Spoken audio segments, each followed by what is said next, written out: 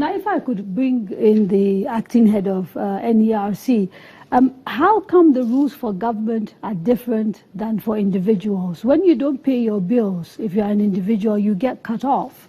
How come you're not enforcing that sort of strictness with government? That's the first question. And then the second question, the question about independent meter installers that the gentleman at the back raised. Why are we not considering this?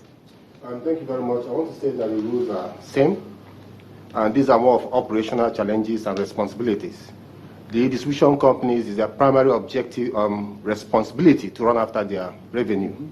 Just like the telecommunication industry runs after their revenue, the regulator does not come to get involved to have that done.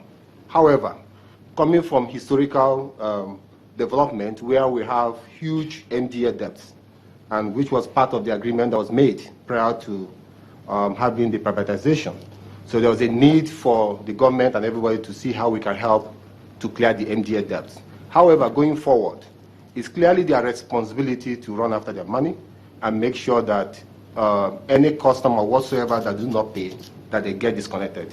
Then the idea brought by the gentleman is something that we may look into, but as a regulator, we don't unilaterally come up with a regulation. We sit down with the sector players and look at what are the best possible alternative to remedy the situation. Thank you very much. I have time to take maybe one last question, and then I will have closing comments from participants. Yes, sir. Yeah. Good evening, all. My name is Okeke.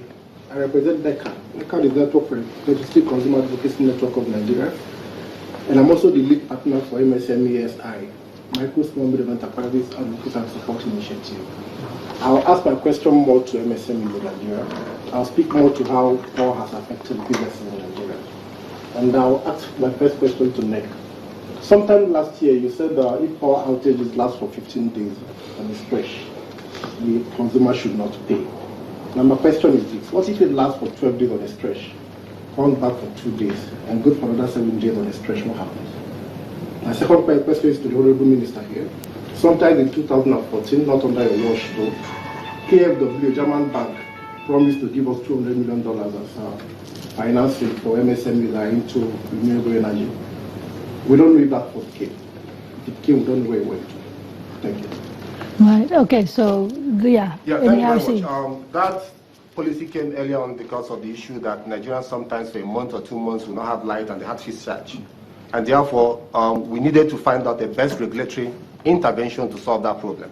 So when we did the MITO 2015, we took away the fixed charge and recalibrated it into energy charge. So everything comes up together. So in that case, if you don't have light, you don't get billed. If you're not around for 2 months, you don't get billed. So we've addressed that situation holistically in the new tariff order that we have. Okay. Mr. Minister, the question. I don't know this fund that you speak about, and I don't recall that in the ministerial briefing that I got, it was mentioned to me.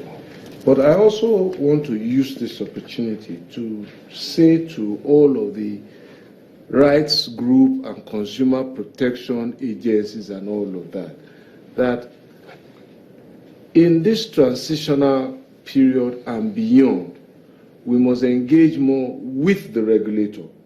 The courtroom is not the place to solve electricity disputes. The NERC as a body has not only regulatory powers, but also quasi-judicial powers to settle disputes. And it is when we use all of its full width and its full powers, really, that we can help grow the industry. Thank you very much, Honorable Minister. Now, I want to just give the panel, literally, I've got 2 minutes, so it's 30 seconds of sort of just quick closing remarks, very quickly. Let me start by saying thanks for the opportunity. All I'd encourage my customers to do, and all customers, any issue, please come and address it with us. We are committed to solving the issues as and when they arise. We are totally committed as an industry to solve the metering problem. It won't solve itself overnight. It will take a bit of time. However, we're committed to doing our numbers over the next 2 years. Thank you. 3 points, and I'm going to make them really short. The first is funding and financing.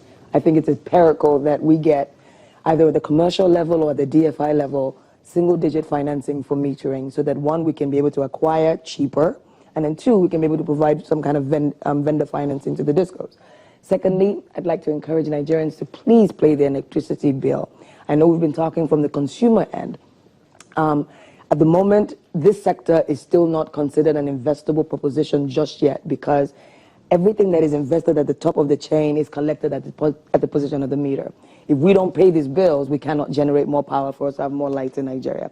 And last but not least, I would also like to encourage that we have a policy, Mr. Minister, that we can be able to produce many of these components that we need as manufacturers in Nigeria as well, so that we can be able to at least borrow at single digit, so that I can do circuit breakers and resistors, transistors, and the like. Thank you.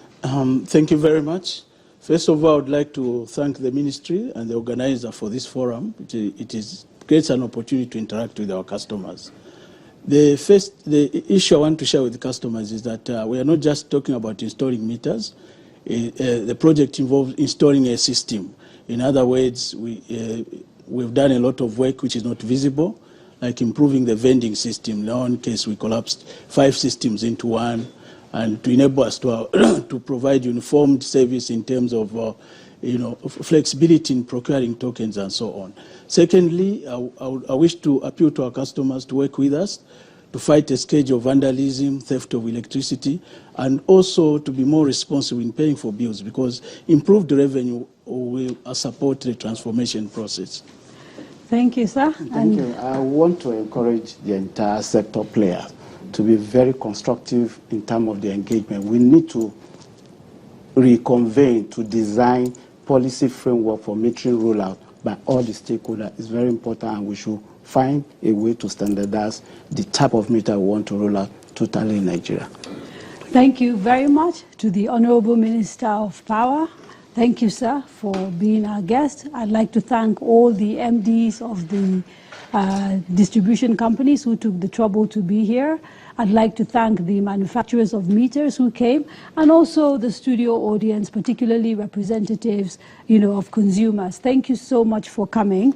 This is the first, like I said, in a series of 3 programs that we are going to be doing on power. The second series is going to be next month, and we will be examining generation and on-grid power, and why we never seem to be able to produce the amount of energy we need in this country. Until next month, this is the Crux. I'm Kadria Ahmed, wishing you a very good evening.